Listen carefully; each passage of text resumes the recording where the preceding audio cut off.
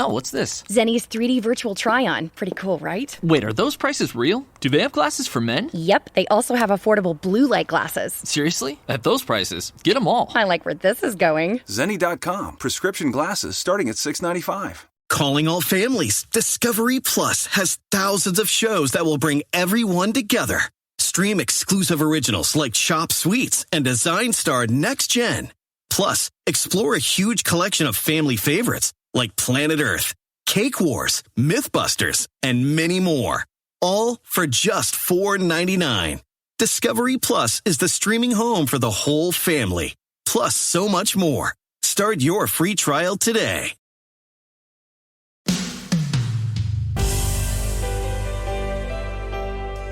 Don't adjust that dial, because you're listening to Summer of Love 4, Time for Love, a special podcast event from 2 Chunks and a Hunk. We've got time for love. We can make it. Nothing can stop us or break it.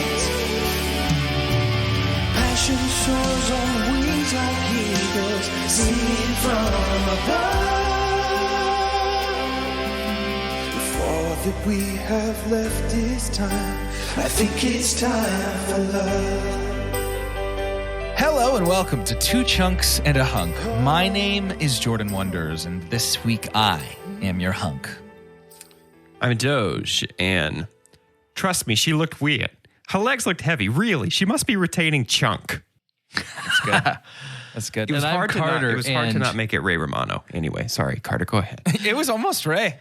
For me, I think it would just, what's his character in Princess Bride? It's hard Miracle just to Max.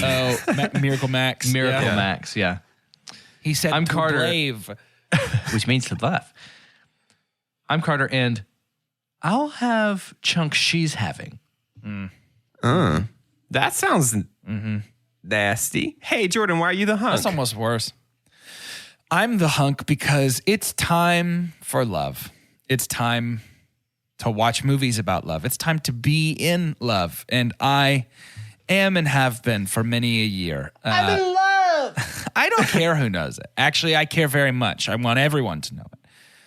Tomorrow, as the crow flies, where we are recording this, tomorrow, Saturday, is my 5-year marriage anniversary. I've been married for 5 years tomorrow to my wife, Callie, and she's great. She's the best. Big fan over here of Callie. 5 years of marriage. It's crazy. It feels like we've been married our whole lives and for like 2 seconds at the same time. Does she know? It's pretty awesome. No, I can't wait to tell her. I think I've been waiting.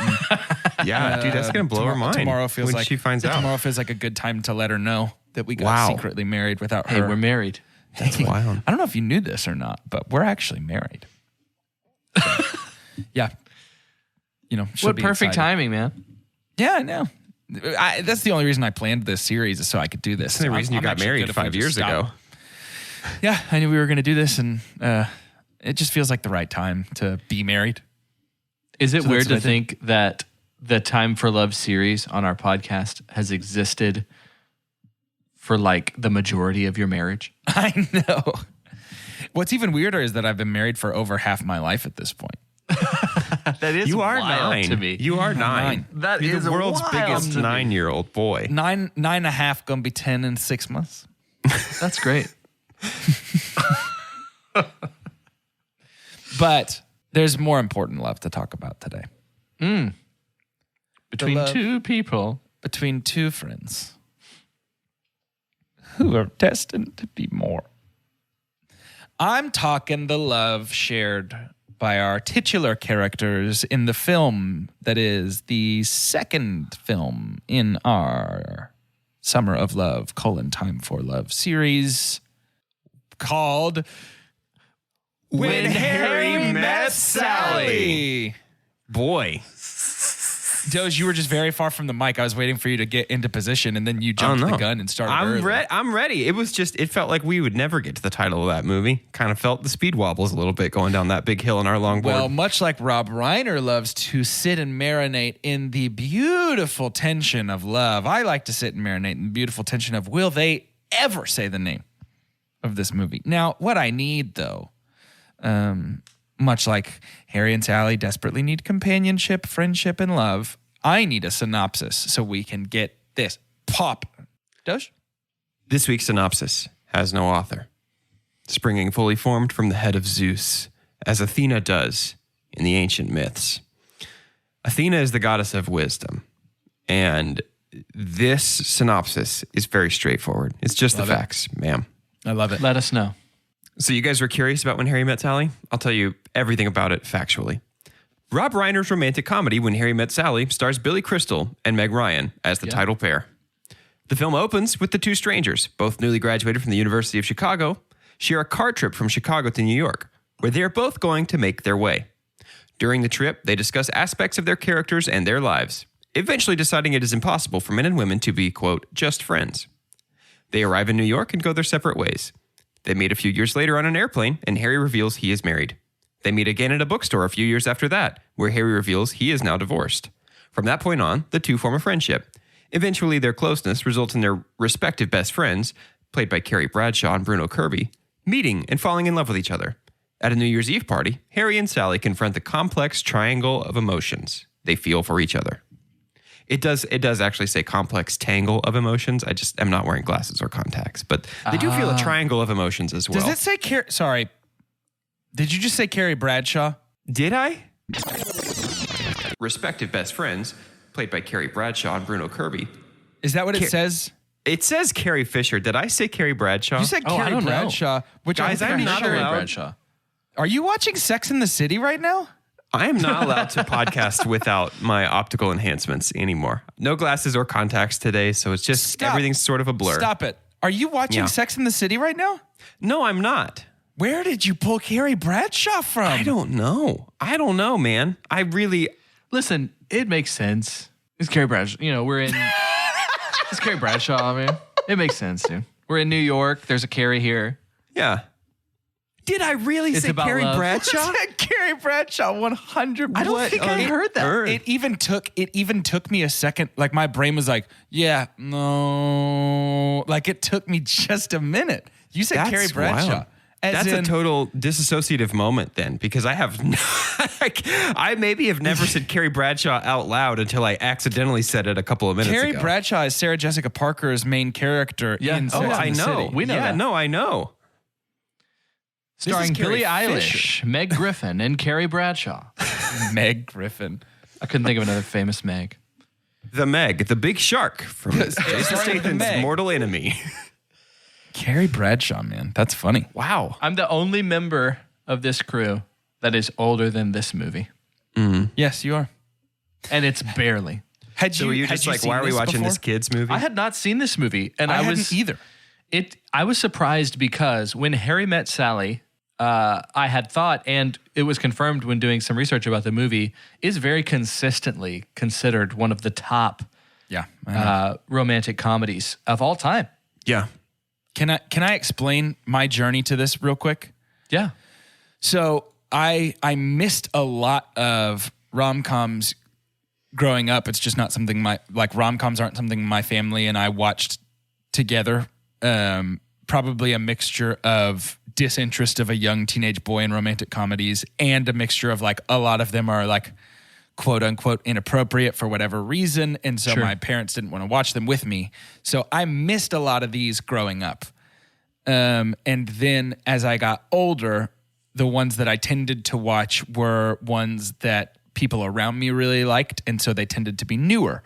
Then 2 summers ago, we watched Sleepless in Seattle, the Meg Ryan vehicle, and I didn't particularly care for it, and I was pretty bored by it. And so I have just never been motivated to go catch up on Meg's filmography on her IMDb back catalog. And let me tell you something. When Harry Met Sally could not have been a more different experience for me personally. Oh, cool. Sleepless in Seattle. Cool. Where in Sleepless in Seattle, I watched Meg Ryan and I was like, don't get it. Don't get the hype. I thought she was pretty flat. As Sally Albright, Harry Albright, which one is it? Sally Albright. Sally right? Albright. Sally Albright. As Sally Albright, I found Meg Ryan charming. I found her funny. I found her likable. I get it. I get why Meg Ryan was considered the rom-com queen now, having watched this movie. Yeah. She is fantastic. And so is Billy Crystal, who just doesn't strike me as a romantic lead. And he's so good. Yeah, these Nora Ephron movies. So Nora Ephron is the writer. Yeah. She directed Sleepless in Seattle, too. When Harry Met Sally. But she wrote both of Writer-director these. of. But yeah, also wrote. So Sleepless in Seattle, You've Got Mail. So Meg Ryan is somewhat of her muse, and then she just pulls. Because even when Tom Hanks hasn't done a ton of rom-coms, and really, probably the only ones that are pure rom-com are those two that he has with Meg Ryan, and so she does. Yeah. And Captain Phillips. Yeah, and Captain Phillips. So we do tend to have these leads that don't seem like the normal. What's funny though is maybe we shouldn't call it normal because they were normal back then. The lead to have someone like that. I thought this is the best Meg Ryan's been, personally. It was in this movie, and this was honestly the first. This was 1989. Then you would have Sleepless in 93, and You've Got Mail in 98. Yeah. And so almost a decade of her popping in and out of the rom-com scene. And I think her first was her best in this sense. I mean, so I'll just get right to it. My super pump is both of them. My super pump is Billy Crystal and Meg Ryan as like the romantic duo. They're just, Me too. They're unbelievable, man. Their chemistry is through the roof. I get it. There's a lot of stuff that I'm going to talk about very positively here, I think, in this movie. But as far as they go, like in any romantic movie, it only works if your leads work. And they are just so good. Their chemistry with each other, both of them have great comedic timing. She is great as this sort of, especially at the beginning, as this sort of like naive, fun dreamer. And he is really great as the too young to be world weary, like 21-year-old, basically. Yeah. Man, I was just, Callie and I, the movie finished and we looked at each other and we were like, wow, I was not particularly excited to watch this. And I'm so glad that we watched this. Yeah. Yeah, I feel like Meg Ryan's talent as an actress was unlocked by working with a comedian. I think I agree. There's a big difference to me. Yeah. And people hear me, like, I don't want to unpack this, between Billy Crystal and Tom Hanks. Tom Hanks is funny, and he's known for being a funny person. Tom Hanks is not a comedian. Right. There is something about the wit of and the possibility a true of comedian. Yeah, of being like, hey, it is a thin line between what I think might be scripted and improvisational from Billy Crystal in this movie. Yeah, sure. And I think that's what's so impressive about Meg Ryan to me is when she'll meet her talent. Like she just kind of came up to what Billy Crystal was dishing out, and it suits her better, I think. Specifically the pecan pie scene in the museum. Yeah, I love Because that. he improv'd that little bit, and she like just goes with it. Just so charming. She's so she is so charming. Is the perfect. And I have realized as I have grown older and wiser, something that I've realized is that charm, I think, is that X factor that people talk about all the time. It's sort of like you're not really able to put your finger on charm. It's hard to nail down what is charming and what isn't, because I think something can be charming from one person and not charming from another. Yeah. Ryan Gosling has that charming quality. We've talked about Emma Stone has a very charming there's just a charm that radiates from people when they're on and in their element doing the right thing. And Meg Ryan just absolutely, and Billy Crystal, they both are so charming. So would you say that like charmingness would be a synonym for likability? You know what I mean? Like, do you like that person? I'm trying to think, Yes like, and what no. is a person So- who's good at their job but not charming to you? All rectangles, or all squares are rectangles, but not all rectangles are squares, right? And this Like, is a triangle of emotions, so it's a very geometric show so far. To me, it feels like a charming person is probably going to be likable. Okay. I don't know that I feel like So like Emma all Stone, likable people are charming. Emma Stone is charming and likable. Right. Is there somebody who's likable but not charming? Yeah, Michael Cera is a perfect example. We talked about him in Mini Monday yesterday. I think Michael Cera tends to be and play usually, maybe not Scott Pilgrim, we'll get there, but usually tends to play likable characters who are anything but charming. Yeah. Okay. I think I would describe like charm in movies. There's probably a difference between charm in movies and charm in real life. Absolutely. Yeah. I think charm in movies actually starts to cross that line a little bit of some level of realism. There's something about Meg Ryan that makes me feel like she was just put here. You know, she's like, she's acting the part really well, but then also it's like, we just happen to have the camera on to catch this. I could know that person. Yeah, I think could you know are her. dead on. I think you are absolutely right. Yeah, and specifically with that scene, the pecan pie in the museum, I'm sure you read about this, but she has a moment where she laughs and looks to the side. She's looking at the director, Rob Reiner, because she laughed and that wasn't scripted to laugh that hard. Yeah. And he very quickly was like, no, keep going. And so she just falls right back into it, which even then is a testament to how improvisational she was meeting Billy with that.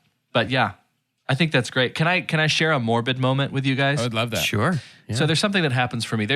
Speaking of charm, what we've done is we have some technically these were actors, our interview moments that we have that are separating our time frames. Yeah. And separating our really settings. Brilliant framing device for this movie, It's by fun. the way. Is actual stories. Oh, wow. But it's not told by the people that actually had those stories. It's just told by actors, older actors. Anyways, we're in the middle of this, and I don't know how long I've been this morbid. And I don't know why I think Chelsea makes fun of me because it goes two ways. Like I'll do this thing like Chelsea and I are moving recently. So like 4 weeks ago, I'd be like, babe, we're only 5 Mondays. We have 5 Mondays left in this house. Can you believe it? 5 Mondays to, I do this kind of stuff all the time. But I also do it on the dark scale. I'm watching this movie from 1989 that has these elderly couples between each of these. And I'm like, they're all dead. Yeah. Every single one of these people that I'm watching right now, guaranteed dead. Yep.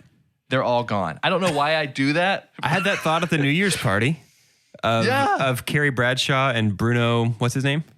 You just did it again. You meant to do it, right? I meant to do it that time. Okay. Yeah. Jeez. That was an intentional Carrie Bradshaw. Gotcha. Intentional Wii Sports in the city. But everybody, like the romantic couple that's not Harry or Sally. Bruno Kirby, yeah. Yeah, Carrie Bradshaw, Bruno Kirby. Mm-hmm. Have we said that we're talking about Carrie Fisher yet? Have we Carrie mentioned Fisher. that we mean Carrie Fisher? It is Carrie Fisher. The princess. Yes. But I thought that was a great framing device. And then we have the two of them at the end. And the reason I bring that up alongside talking about improvisational skills is that completely, them talking about getting married was completely improv. That was not scripted. No way. And it was one take. And I think chocolate sauce on the side is... Yeah, it's really good. I got chills because it was such a good way to end the movie. Oh, it was so good. And I think the two of them, I wish I knew the order in which some of these scenes were filmed. It feels like they went ahead and did that at the very end. And they were just on fire. I think they could have put anything into the world at that point because of the chemistry that they had built in the filming of this movie. And I really enjoyed the end. I did as well. I think something that I am learning, and I'm happy to learn it, is that I enjoy the talents and the art of Rob Reiner immensely. Yep. Yeah, dude. 100%. Completely. I mean, whatever sensibilities he is bringing to his directing, writing, whatever he's doing, I'm eating it up. Is there a scene where that is kind of localized? So, first of all, I think the framing device is brilliant. The framing device of the old couples separating out the time is really different. Or is really, that's where a lot of his sensibility is evident to me of like putting into perspective what's really going on here. Yeah. If that makes sense. Yeah. But for me, there's 2 scenes in particular that I thought were just brilliant filmmaking. One was them watching Casablanca together. Did you on know separate couches. The inspiration for that is what Rob Reiner and Billy Crystal used to do every night? Wait, really? They used to talk on the phone while they watched movies together. And so I love that. I didn't read that. Rob was like, yeah, we'll put that in the movie for Harry and Sally to do. That's so good. The best scene in the entire movie for me, like just as far as filmmaking goes, is are two couples phoning each other while Carrie and what's his name, Brian? Brian Kirby. The actor's name is Actually, it's Bruno. Character's name is Jess. Jess and Marie are in bed together, and Harry calls Jess and Sally calls Marie, and they're having 2 separate conversations, but they're really having 3 separate conversations. Yeah. That whole scene synced up. Did you read about how they made that in the trivia? No, I didn't. That's a live set. The phones are actually connected to each other. Wow. And so we're shooting with at least 3 cameras on all of these people at the same time. So this is in stark contrast to the single take chocolate sauce on the side. Right. This took 61 takes to get it right. Because you have to get everybody has to be saying their lines at the right speed, listening to each other, but also not listening to each other. Right. And then the end is the from left to right across the stream, the boom, boom, boom, boom, hanging up phones across the screen like that. Rob Reiner says that we got it right on the 54th take, but then Bruno Kirby flubbed his final line. So they had to start over and keep doing it. It's multiple pages in the script. Wow. You can't cut anywhere in it. It took them 61 takes to get that right. That scene is unbelievable. Yeah. So to me, that is when you want to talk about Rob Reiner and his... I was hoping that's what you were referring to. Yeah. Those are 2... And it's funny, they both involve phones. The way he shows phone calls is really interesting to look at. The way that because it's almost like he brings the people on the phone into the same room together. He does that twice in this movie. Yeah. I don't know, man. I just whatever he's cooking, I'm digging the smell. Yeah. Yeah, the phones, I'm glad we brought that up because the phones to me feel like simultaneously timeless and a time stamp. Yep. Yeah. And completely. there's some wonderful nostalgia that comes from that. Nostalgia doesn't exist in the moment, right? You don't get nostalgia until you wait. Yeah. So the fact that we have like the corded phones and the way that we're communicating with all that, there is something that takes you back to even to like watching Seinfeld and Friends and like all the movies that had a lot, or all the shows or films that had these scenes. Yeah. And it's like, oh, this is clearly the 80s and 90s. It makes me think of my grandparents' house. They had a kitchen phone with a cord so long you could walk into the living room with it. Yeah. Oh, yeah. The whole thing. Yeah. You just Did it take coil? it with you. Yep. Was it like one of those curly ones? Yeah. Yep. Makes me think of that. So that feels like, I think, the way we're all going to feel in 30 years when we see things like people texting and the text comes up on the screen like that. I think we're going to feel warmly toward that the same way we do toward these analog corded phones of like, that I didn't even realize how nostalgic that would make me for the time in which that was the way we communicated with each other. Yeah, that'll be interesting. In a few weeks, we'll be talking about another movie. We'll be talking about Crazy Rich Asians, and I know y'all haven't seen that. I have not. But it does play with, and does well, I think, play with the showing the text on the screen. Like it's shooting someone looking at their phone, and we're kind of getting creatively how to read that. Yeah. And it's funny how, communication technology influences, especially, I think, romance movies. Absolutely. Yeah. And I think that's why you get a lot of, there's literally You've Got Mail, an entire movie about the concept of the email. Of email, but specifically one thing about email is I don't know. You're right. I think communication. You've got and mail. Forms of distant communication is so important for romance movies. That's a great point. Yeah, and I think communication is like the only action you can take, right? Like when we go see Fast and Furious with lasers, there's an almost infinite number of things our characters can do to and with and instead of and for each other. Sure. Yeah. But in a rom-com, it's like you can talk or run through the city or go on a date.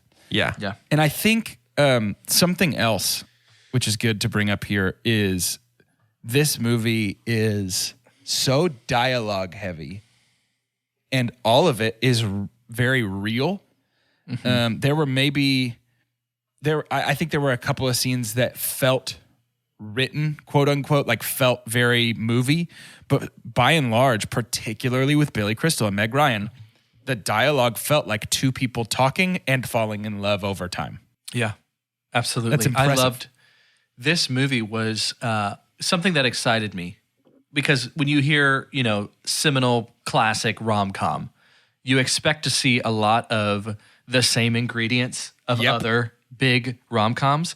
But there was something about this one that to me was just a completely unique experience. It feels like nobody's even tried. Because I think our antagonist is our protagonists. Correct.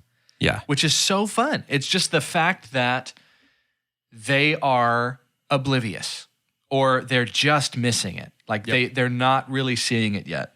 Because there really is no, while they had other relationships, those relationships are almost entirely off screen. Like those people aren't in the way. Yeah. Those people aren't trying to be the speed bumps here. Nope. And I think that dialogue is really what pulls it off really well. One of the great decisions that Rob Reiner made. This is our second Rob Reiner movie on Two Chunks, by the way. You know what the other one is? Princess Bride, baby. Princess Bride. The Princess Bride. Maybe we can do Spinal Tap someday. We can do a mockumentary that'd be series. great. That'd be fun too. We could do a series called Rhine Robber. One of the great decisions that Rob Reiner made, and it was almost my super pump, is to kind of show how oblivious they were to how much they should have been together, and the recognition that, hey, you're kind of unlocking each other a little bit. Don't you feel like there's a need here? Is placing them in these beautiful environments that they also seem oblivious to. Yep. We're catching the park at the best time of the year.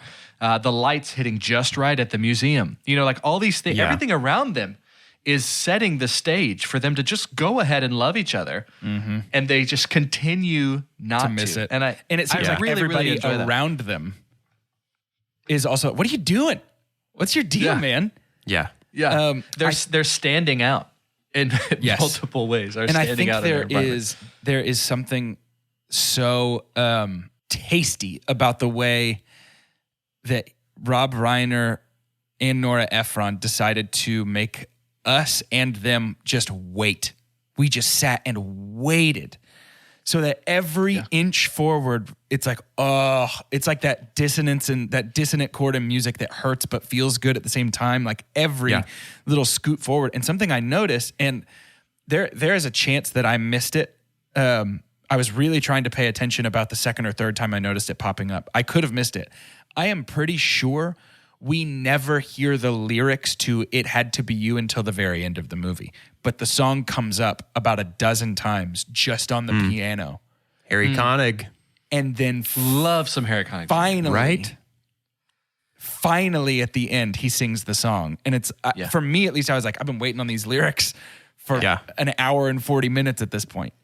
Yeah. Everything about this, I'm glad y'all had the super pumps of the chemistry of our two actors, because everything about them is saturated in the way that this movie was made. It is this like realism.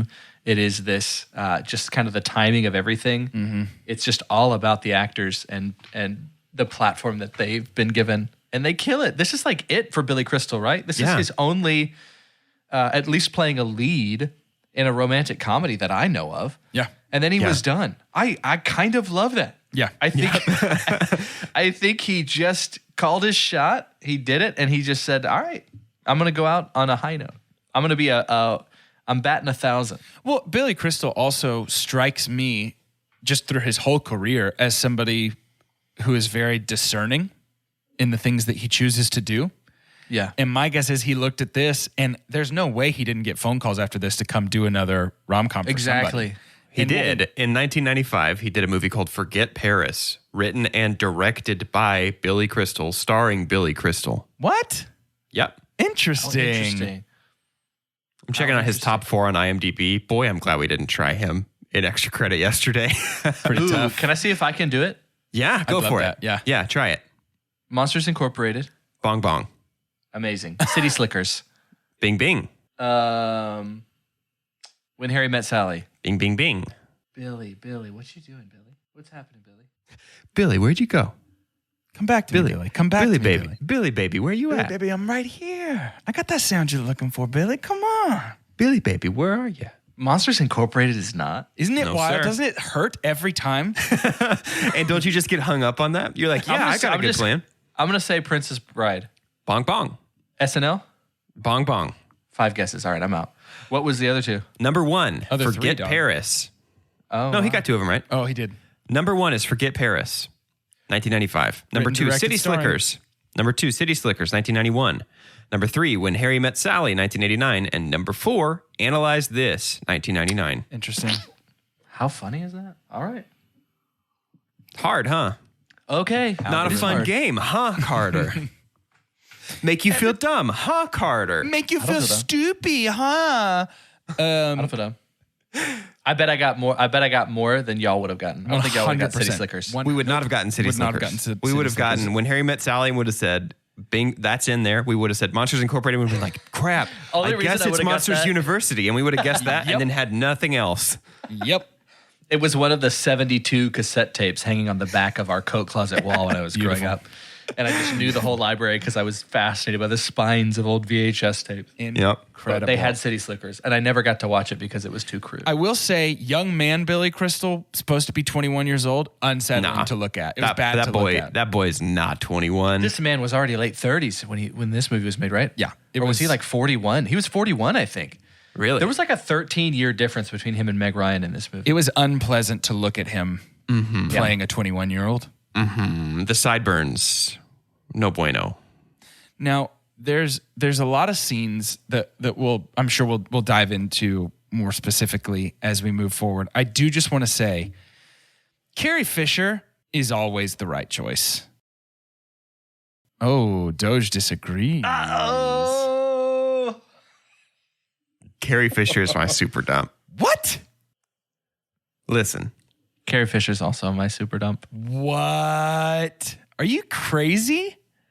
Carrie Fisher is wonderful as the Princess of Alderaan, Leia Organa, and that's it. I think she was pretty bad in this. I think we were talking about a lot of these scenes feel like real conversations, but there's just a couple that feel like they were written and practiced, read off a page, practice, and it feels more like a play, like a performance than a conversation. I think every single one of Carrie Fisher's scenes feels that way. Oh, full disagree. Disagree. I'm out on Carrie unless she's being Princess Leia. And I think that's because those scripts are kind of bad scripts and everybody has bad dialogue and they're weird. People talk weird in Star Wars, so it doesn't stick out as much, but yeah, I was not impressed here. I'm going to take my shot. I'm not nearly a metaphor god, quite like the two of you are, but Chelsea and I, as we're moving, are doing this thing. There's a lease back period, so we've had a lot of time to get ready for the move. So we're doing kind of a purging of a room by room, of going through and being like, there is no point to moving this because we're not ever using this. So let's sell it, let's donate it, let's throw it away, right? We've got these piles. And so let's say I'm trying to purge a room, but I kind of like everything that's in there.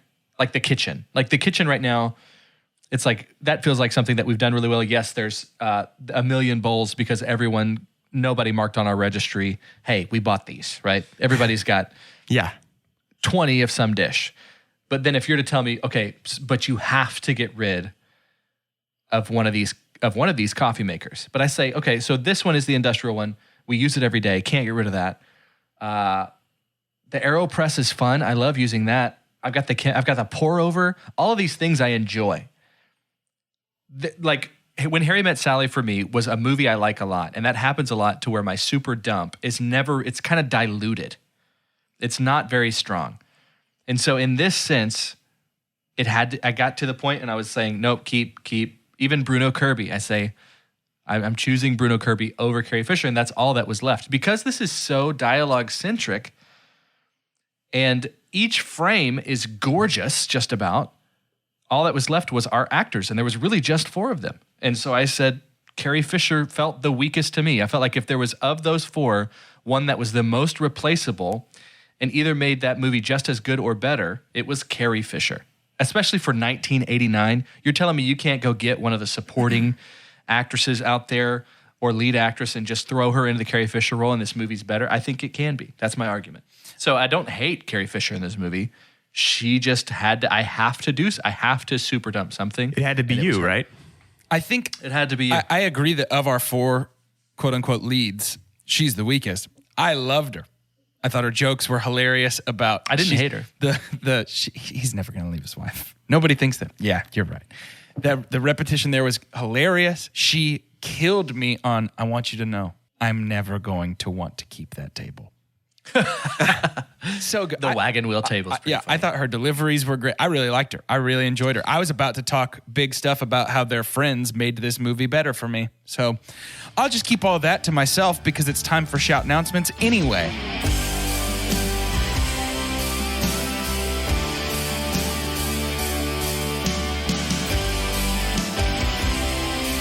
Welcome to Shout Announcements, the part of the show where we give shout outs and make announcements. Listen. Hey, was that just a really percussive Jordan Wonders, or was that an attempt at a Billy Crystal? It was not even an attempt at Billy Crystal at all. Good. I'm glad. It was I just a thought the thing. same thing. I was like, oh no, is he trying? Bless his heart. No, I didn't swing for a Billy there. That was just sort of a That's a silly. dangerous. That's a hard one to swing for. Honestly, that was a silly crystal. That wasn't a Billy crystal. That was just a silly. You gotta.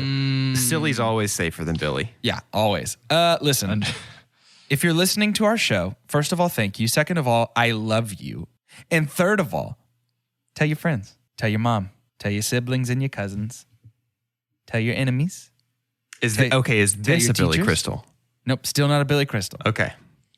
That one's just, I want to encourage our people to tell their people about the show. That was Billy. That was a good Billy Crystal. That was Billy Crystal. And that was If there's one thing I love about Billy Crystal, Billy Cosby. is that he sounds exactly like that. That was Billy Cosby, 100%. Billy Crystal loves Jello and being an all-around bad person. And being in jail. Being in jail. Did you see, hang on. Did you see that he was going to get a little bit of legal leniency if he agreed to go to therapy? And he was like, no, I'm a man. Man don't go to therapy, and just to stay in jail longer rather than see a therapist? Dude, I don't want to talk about Bill Cosby anymore. Wow. Yeah, we've given him too much of a platform. What we do need to give a platform to is what Carter's about to say, which is coming right now. Hi, welcome to platform 9 and 3 Carters. That was really good. All right, that's all I've got. Next. No. Hey, we have... Hold on, Carter. I've been working on just a really quick song to throw in your part, if that's okay. Do it. You teach me and I'll teach you. Patreon. Gotta catch 'em all. Patreon. If you want to catch all of our polls, if you want to catch all of our bonus episodes, you need to become a Patreon member. Mm-hmm. I can tell you there's a $3 tier that gets you all of that. Then you've got the $5 tier. And what the $5 tier does is you have all the same stuff, but you also have a Discord chat with those super chunkies out there. And we're kind of talking about everything. I think it's going to be, within the next month, it'll be full of Fast 9 takes. Obviously. And just a lot of us trying to kind of recover from, I'm sure, what is going to be a wild experience. For instance, last night, I just had to let one of our dear Patreon friends down about a concert I didn't know existed. Yeah. See, we can just talk a little bit about everything. There is some content that's on its way, maybe not on its way out, but there's not as much of it, which I'm encouraged by. I'm not even going to say its name, but glad that it's on its way out. I am too. That's all I'm going to say. I am too. It'll come back.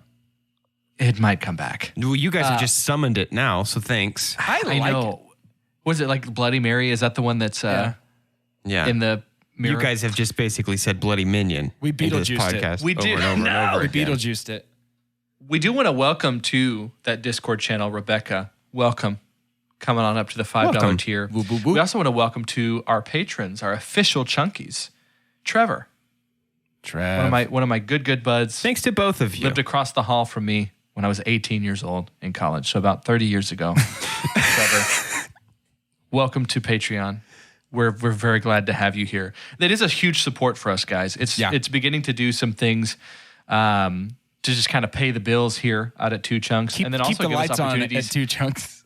Right. Also give us opportunities to dive right back in to the kind of things that help create content, which, by the way, I'm pretty sure Patreon, thank you for those tickets to see Fast 9. Thanks for the Fast 9 tickets, guys. Which maybe we can call our shot now and say, what a perfect time when we're talking about things that we love. Maybe that's our Patreon exclusive episode, is Fast and Furious 9. Well, we got it on the calendar already for our main feed. Oh, it's a main feature. That's a Never main mind. feed, boy. We can't deprive for people everybody. of something that juicy. That's for everybody. But become a Patreon member so you can hear the sprinkled throughout every episode at least one joke about Vin Diesel. Yeah, our Patreon, our bonus episode feed is kind of in heavy, right? Always. It should be, though. That's where he belongs, is in the special place. Listen, we know it's a strange time. I don't know if you guys heard, but 2020 was a bit weird. 2021 has started off kind of strange too. And so if supporting us financially is not your jam, that's fine. Another great way that you can help us out is by rating our show and leaving a review specifically on iTunes. I know that there are some of you out there actively resisting the Apple ecosystem, and I appreciate that. We've always got to have options for our consumers. But the iTunes store is sort of the gold standard as far as reviews and ratings go. Lots of other podcast platforms and podcast aggregators pull their statistics from there. So, unfortunately, it's kind of the only podcast rating system currently that matters at all. Is Apple, unfortunately. That's correct. So for now, if you can find it in the goodness of your heart to leave us a 5-star review and a wonderfully complimentary rating, I mix those up. But you know what I mean. on the Apple podcast Rate us good, platform, review us good. Rate us good, review us good. Stars and bars for your boys. Thank you. Good night. Calling all families. Discovery Plus has thousands of shows that will bring everyone together. Stream exclusive originals, plus a huge collection of family favorites, all for just $4.99. Discovery Plus is the streaming home for the whole family, plus so much more. Start your free trial. Hey folks, this is Editing Doge. Quick note before I let you get back to the episode. We actually had a small technical difficulty with one of our microphones, and it cut out a pretty important part of our podcast. Jordan is in the middle of super dumping right here, where I'm going to drop you back in. And there's nothing you can do to stop me. That's fine. You guys, is it Carrie Fisher? Going to try and stop me? Oh my gosh. Is it Carrie You Fisher? told us we can't do No, anything. it's not Carrie about it. Fisher. No, my super dump watching the movie, honestly, is, it feels weird to say, it's the main premise of the movie. My super dump is Harry's thesis statement. I don't like that men and women can't be friends. Like it. Yeah, I don't like it at all. I think that it paints a really weird. It is a gross mindset to me, and it's very outdated. And maybe it was plenty well received at the time, and maybe this is just an example of like that particular aspect didn't age well. I just don't like the idea of a movie kind of being based around the idea that men are we sport fanatic animals that can't help but be gross about any woman in their life. And I know that it is not shown in a disrespectful way, I don't think. The premise itself was such a hard thing for me to climb on board with that I found myself like resistant to every time it was being challenged in any way. You know what I mean? Like, well, don't we see Harry grow past that though? And then, but I feel then like the we movie see them absolutely proves its own point. I feel like we That see is them the issue for me too, Jordan. I feel like we see them be friends though. That's what I'm saying. Like, it does get ruined when they sleep together. But I do see, I don't know, I see growth from Harry past that because his whole deal is that he sleeps with women on the first date every time. That's what he talks about. And then is friends with Sally for years. But that's not the conversation. And I think genuinely, the conversation genuinely is not interested in her. I don't think he ever is uninterested in her. I think that he is being bullheaded. I think that's the whole thing. Okay. I don't think the conversation they have is ever, you can't be around a woman without sleeping with her on the first date. That's not the conversation they're having. The conversation they're having is saying men and women can't be friends without wanting to sleep together. And the movie goes on to prove that correct. And to me, I just don't like that. It's not something that I think is actually true in any tangible way. I think, but most importantly, I just think that it seems like it's going to try and set out to prove that wrong. And then it's like this clock starts ticking and it proves itself right anyway. So it's not a movie killing or deflating issue for me at all. More so just right. I was watching it going, that part didn't age particularly well for me. Yeah, there's a part of it that feels like he was right. Yeah. You know, and at that point, it takes away just a little bit what feels like is supposed to be the uniqueness of their relationship.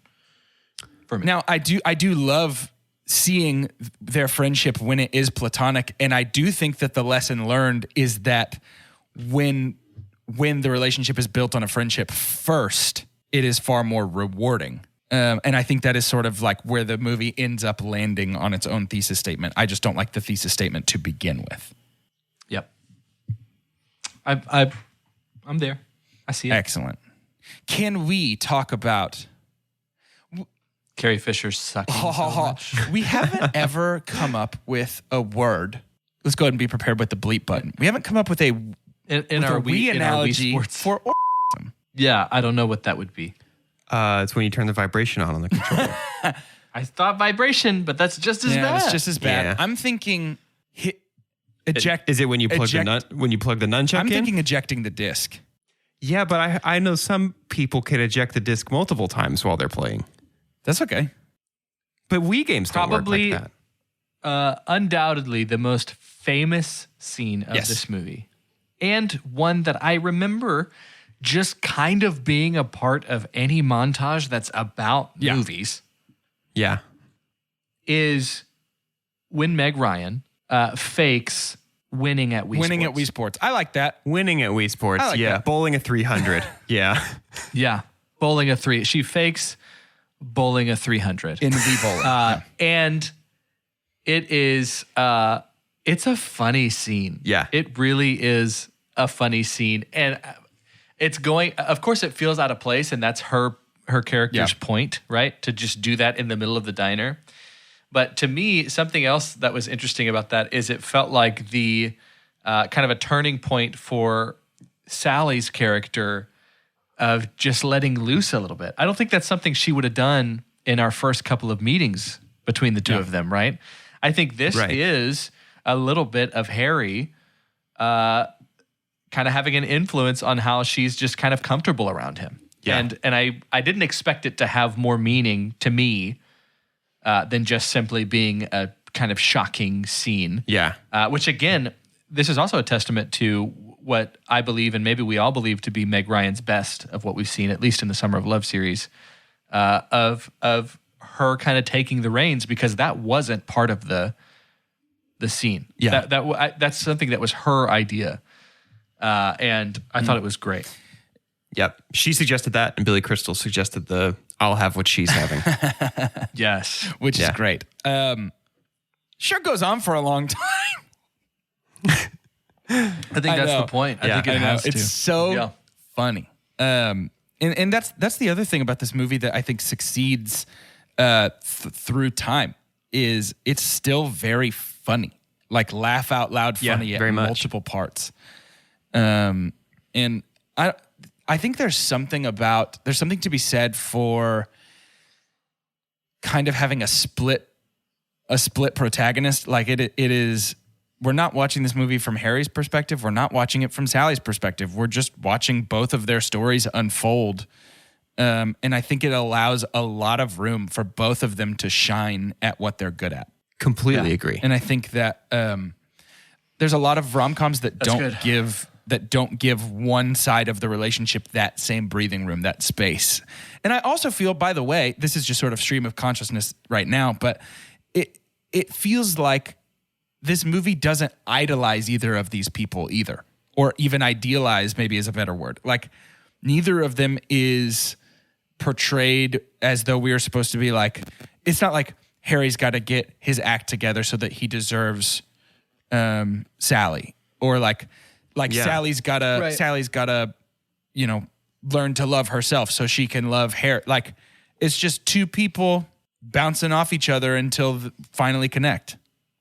Yeah, well, the movie's really honest about their flaws too, because I think we can watch it and intrinsically understand if they had gotten together the night they drove to New York City from Chicago, they would have broken up. Yeah, they weren't like that. They hadn't become the person they were supposed to be together yet.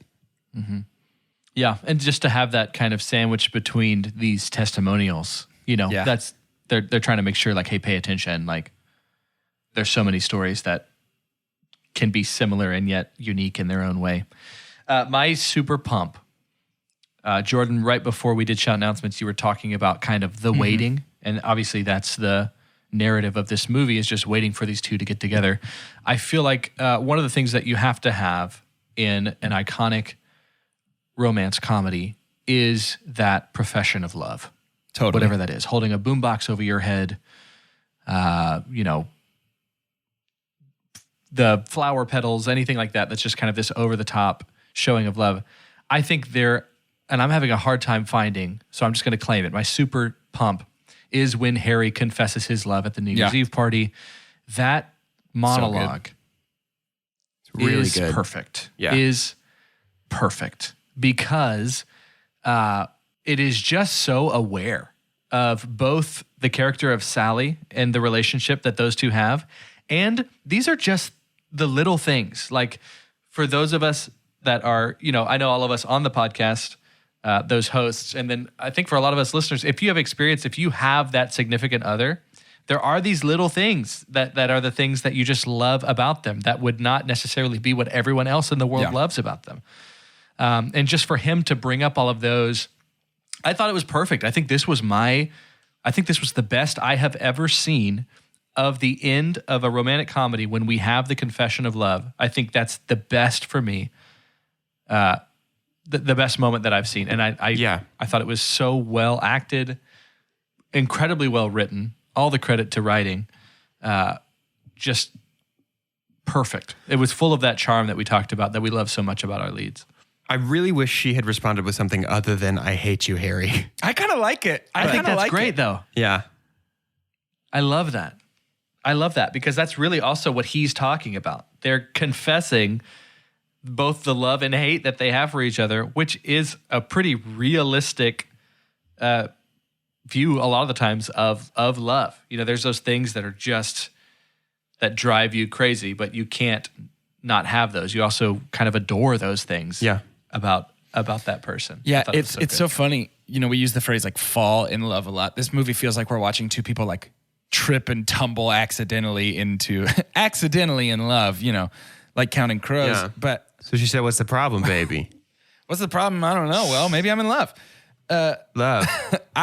It does feel like put up a parking lot. It does feel like this movie is just about two people trying really hard to not be in love and just accidentally bonking together so many times that their bruises match.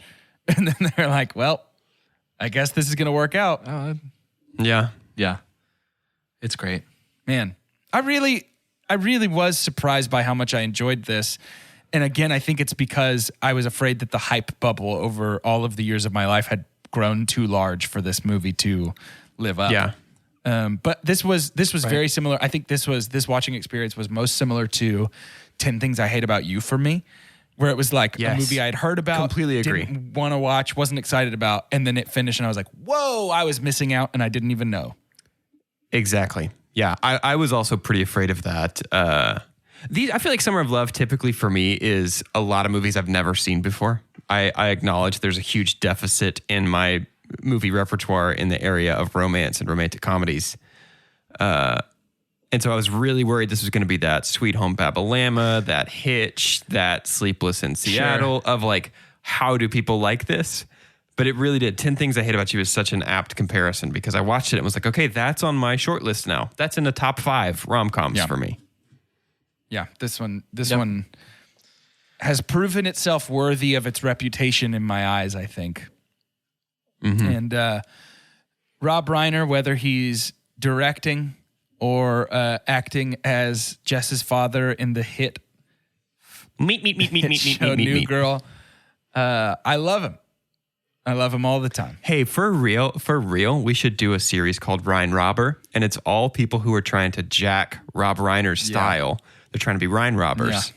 And then our Patreon episode can be Spinal Tap. Or our Patreon episode could just be every episode of New Girl where that he's is in it. Yeah. Which would be great. Great idea, guys. Let us know in the comments if you'd love to hear our Ryan Roberts series. Go ahead and smash that subscribe button. Hit us with the like. And if you are really generous, you can donate. Give us some free months on Twitch. Hey, guys, thanks for the views. Did you say hit us with the liking? Here's with the lichen. It's like the Kraken, but it's a every wolf? tentacle's a thumbs up. No, dude, lichens. Yeah, lichens are like werewolves. Not in this. I think. Not in this mythology. Oh, okay. It's a lichen. It's like I don't want to be hit with a lichen. It's like a Kraken, but he's got 12 thumbs up coming off his big squid It is head. clearly time to rate this movie. No, I think this is a good conversation. We're on topic. Podcast gold.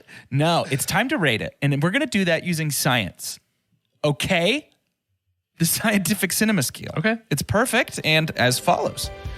The best thing we could ever say about a movie is own it, don't lend it. Buy that poster.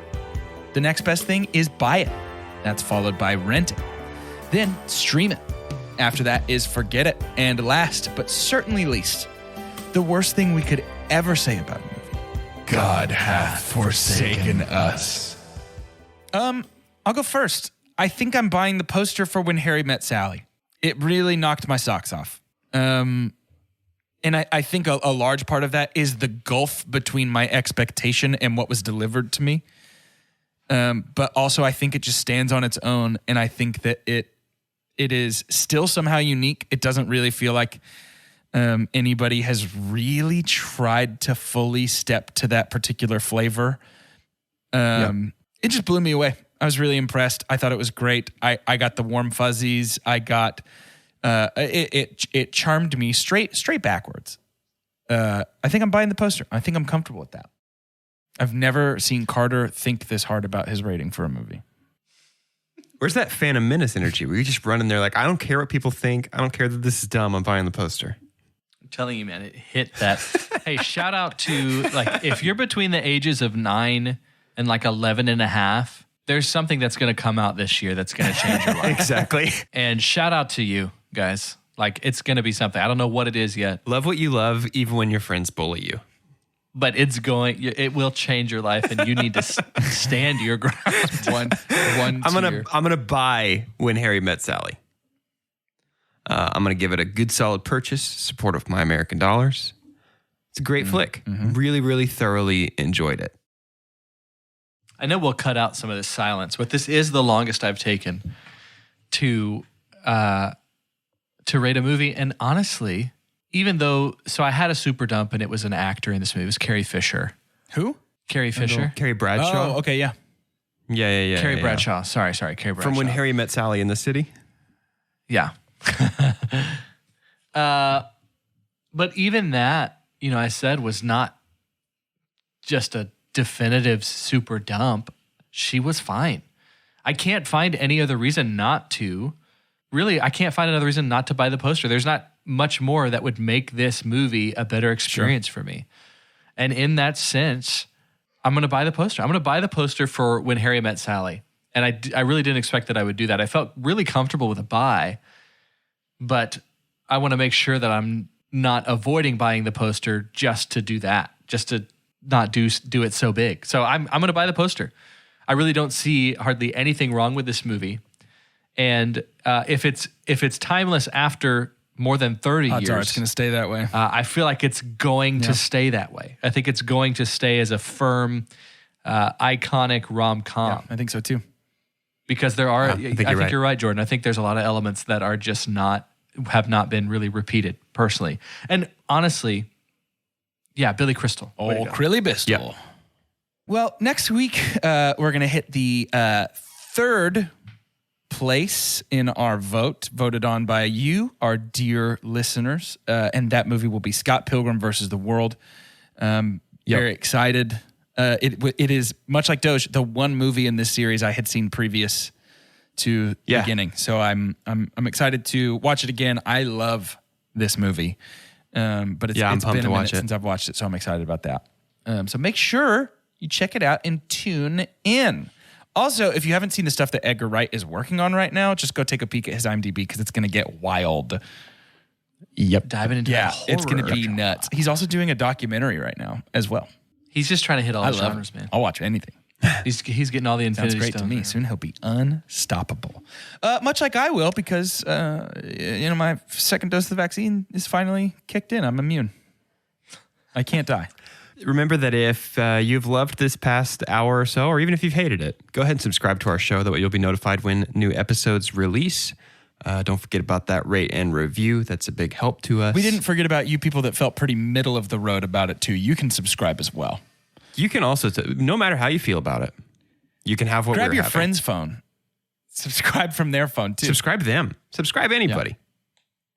I wish there was like a malware link we could send to people that when they clicked it, Ooh, it a just Trojan? automatically subscribed them to our podcast. Like it was just like we were just like, yeah. oh no, I found these pictures of you from high school. Is this really you? I would get these off the internet, and then just like a link. What if we can send an email that says fun, sexy podcasters in your area? Fun, sexy podcasters in your area. Click here. And everybody's going to click that, and then they will subscribe them to our show.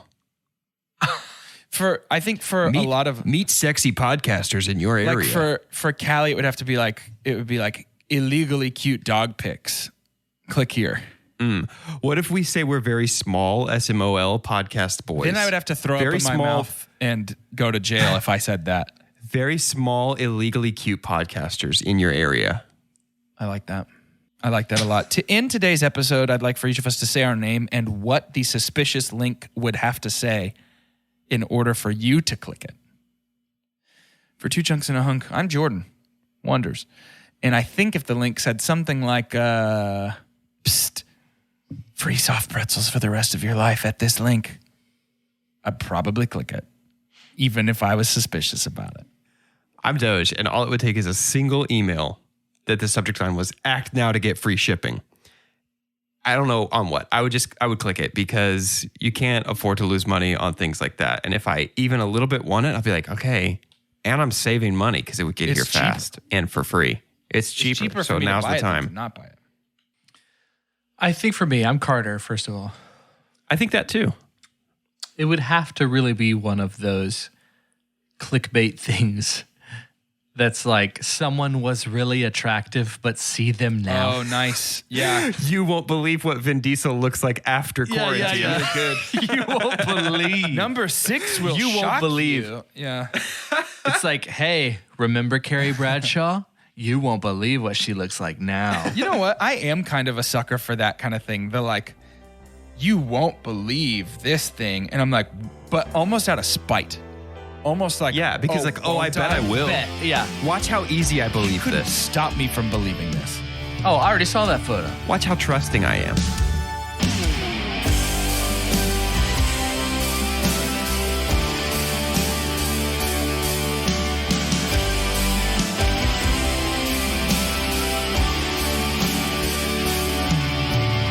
Passion soars on wings like eagles, singing from above.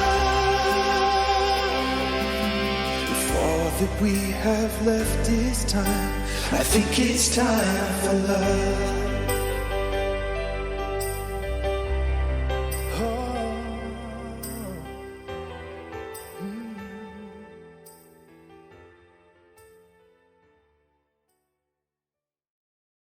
What you doing? Trying on glasses with Zenny's 3D virtual try-on. Wait, are those the actual prices? I say get all of them. Seriously, why not, right? Oh, now I want new glasses. Zenny.com. Quality prescription glasses starting at $6.95.